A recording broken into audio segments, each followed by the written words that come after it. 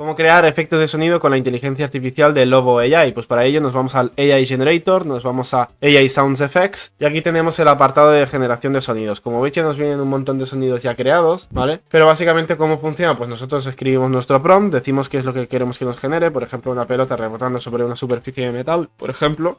Y luego en el output lo que estaríamos haciendo es decir cuánto tiene que durar ese efecto de sonido. Si tiene que durar 1 segundo, 10 segundos, 5, 6, 7, lo que sea, ¿vale? Entonces ahí le diríamos a create y con esto habríamos creado nosotros nuestro efecto de sonido gracias a Jenny.